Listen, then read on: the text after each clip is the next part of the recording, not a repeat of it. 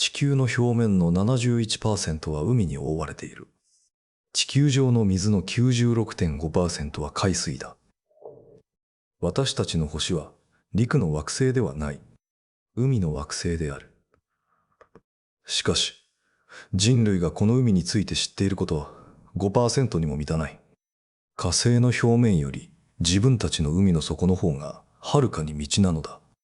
海の平均水深は3680メートル。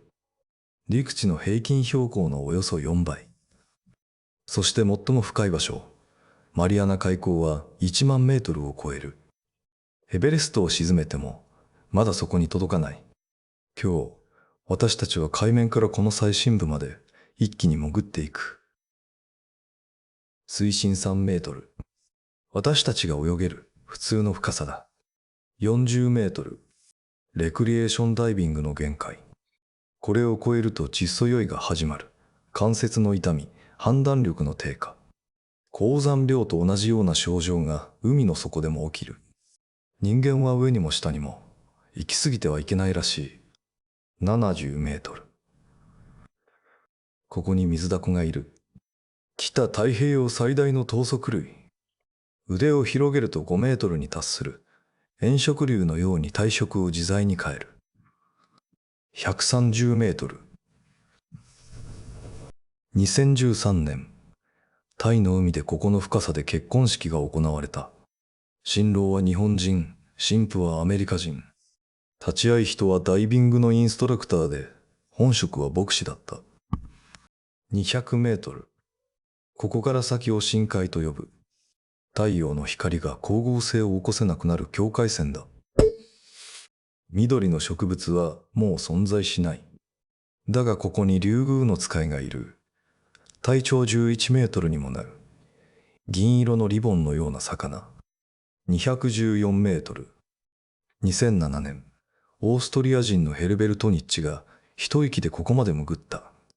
素潜りの世界記録だ。この深度では水圧で肺が潰れるはずだが、彼は腹圧で内臓を上方に押し込み、肺の悪化を防いだ。常人には不可能な技術である。300メートル。タカアシガニが住む深さだ。世界最大の節足動物。足を広げると4メートルに達する。332メートル。スキューバダイビングの世界記録は、エジプト人のアハメド・ガブルが2014年に樹立した。潜航にわずか15分。だが浮上には13時間半を要した。なぜか、彼が呼吸していたのは酸素だけではない。窒素やヘリウムなど複数のガスが高圧で血液中に溶け込んでいた。急浮上すれば血管内でガスが一気に膨張し、人体は文字通り破裂する。だから25メートルごとに止まり、少しずつガスを肺から排出しながら13時間半かけて水面に戻った。500メートル。シロナガスクジラの潜水限界だ。地球史上最大の動物。その鳴き声は188デシベル。戦闘機のエンジン音より大きく、1600km 先の仲間に届く。この深さにはもう一つ、意外な生き物がいる。コウテイペンギン。鳥類で最も深く潜る種で、500メートル以上に軽々と到達する。600メートル。デメニギス。この魚の頭部は、透明な液体で満たされたドームになっている。内部には感情の目が2つ真上を向いている。下は見えない。見る必要がないのだ。900メートル。ダイオウイカ。全長10メートルを超え、目玉はディナー皿ほどの大きさがある。完全な闇の中で暮らしている。1000メートル。ここから先は五夜帯、完全な暗闇の世界だ。水温は1度から2度。光は一切届かない。1300メートル。ミツクリザメがいる。ゴブリンシャークとも呼ばれるこのサメは、獲物を取るとき、顎が顔面から飛び出す。噛まれて死ぬのではない。驚いて死ぬのだ。同じ深さに、オサガメ、爬虫類で最も深く潜る生物。そして産卵のためだけに砂浜に戻ってくる。1700メートル。南ゾウアザラシ。体重4トン、体長6メートル近い最大の気脚類だ。こんな深海にまで哺乳類がいる。2000メートル。ブラックドラゴンフィッシュ。全身が漆黒で闇に完全に溶け込む。顎から垂れ下がる一本の触手だけが青緑色に光る。小魚はその光に引き寄せられ、闇の中から見えない口が閉じる。3000メートル。マッコウクジラの領域だ。鯨類で最も深く潜る種。1回の閉塞で90分以上、この深さまで降りてくる。目的はただ一つ、ダイオウイカを食べるためだ。マッコウクジラとダイオウイカの戦いは、深海最大のドラマである。クジラの皮膚には、イカの吸盤の傷跡が無数に残されている。